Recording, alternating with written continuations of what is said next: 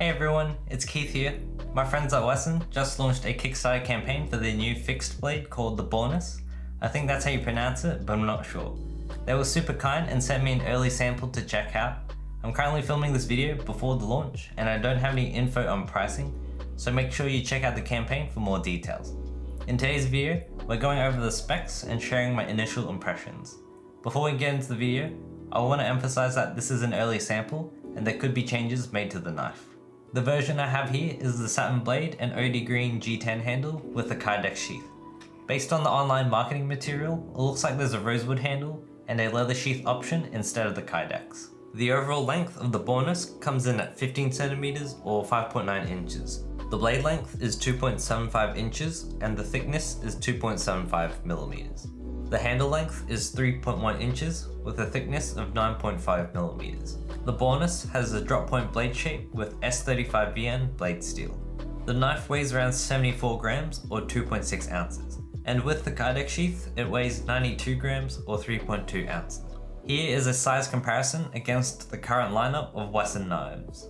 The Bornus has a similar blade length as the Ullman, but its handle length is much shorter. Here is a quick comparison of them closed. Next up is a comparison against some of the more popular sized EDC knives. Here we have the James brand Carter, WE Banter, and the Wesson Ullman. In this comparison, the Bornus, Ullman, and Banter have a similar blade height. Here is a shot of them all closed to give you an idea of the size.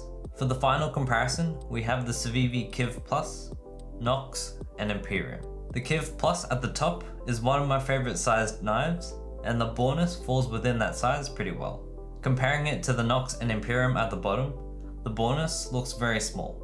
And finally, here's a quick look at them closed. I was expecting it to be much bigger and was surprised by how small it is. We'll take a look at the ergos and handling later in the video, but for now, let's take a closer look at the finer details. The design of the knife is super clean and minimal. I think it matches very well with Wesson's current products in terms of style and aesthetics. Similar to the other knives, the branding is kept very minimal. It only has a logo on one side of the blade, which I like very much. Above the logo, there is a little bit of jimping along the spine for extra grip. The Bornus is a full tang knife. Full tang knives have a blade that extends the entire length of the handle and are generally stronger and more durable. The drop point blade shape has a bit of belly and it's great for all-purpose use. There's even a small sharpening choil in front of the finger guard on this knife. One of the highlights of this fixed blade is the S35VN blade steel. I've only had this knife for a few days and haven't done much testing with it. In the past, I've used a few knives with S35VN and have been very impressed with its performance. I think it will also be durable and have good edge retention on the Bornus. Moving to the very end of the knife, it has a lanyard hole if you want to loop some paracord and attach your favorite lanyard bead. The OD green G10 handles looks amazing with the satin blade. It's very flat with chamfered edges and is tightened onto the blade with 2 T8 screws. The blade to handle ratio on the Bornus is pretty interesting. It has a big blade with a small handle which might look front heavy. However, it feels surprisingly well balanced in hand. For reference, I have pretty small hands and in a hammer grip I can get a full 4-finger grip. It feels pretty comfortable even though the handle is quite slim. The edges on the handle are chamfered and smoothed out and I don't feel any hot spots. My index finger feels pretty locked in on the finger groove and the jimping from my thumb adds a lot more grip on the knife. The pinch grip and point grip feel pretty comfortable too.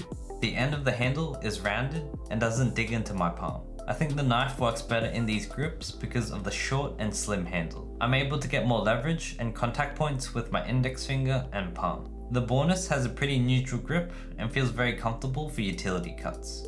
Finally, let's talk about the Kydex sheath that comes with the knife. The build quality on the Kydex sheath feels very solid. There are plenty of holes to add your favorite carry solution like an ulti-clip, tech lock, or loop through some paracord.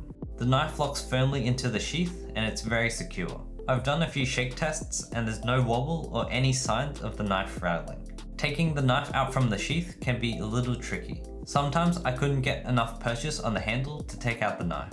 I think adding some paracord and a lanyard bead might be a good idea so you have more leverage on the handle. The Kydex sheath feels really good and I think I prefer it over the leather sheath. Overall, I'm very impressed with the design and handling of the Western Bornus. It's my first fixed blade and I like it a lot. The size is just perfect for me and it feels very solid and comfortable in my hand. I'm a fan of the OD green handle and the satin blade, but based on Western's track record of previous products and designs, I'd love to see a blacked out version of this knife in the future. I think Western did a great job on the first fixed blade, but the only thing missing is the pricing. I don't know how much it costs or what the early bird pricing is. If you want to learn more or support the Kickstarter campaign, you can check out the link in the description box. What do you think of the Western Bornus? Let me know in the comments. Huge thank you to Western for sending me this knife to check out, and thank you all for watching. I will see you all in the next video.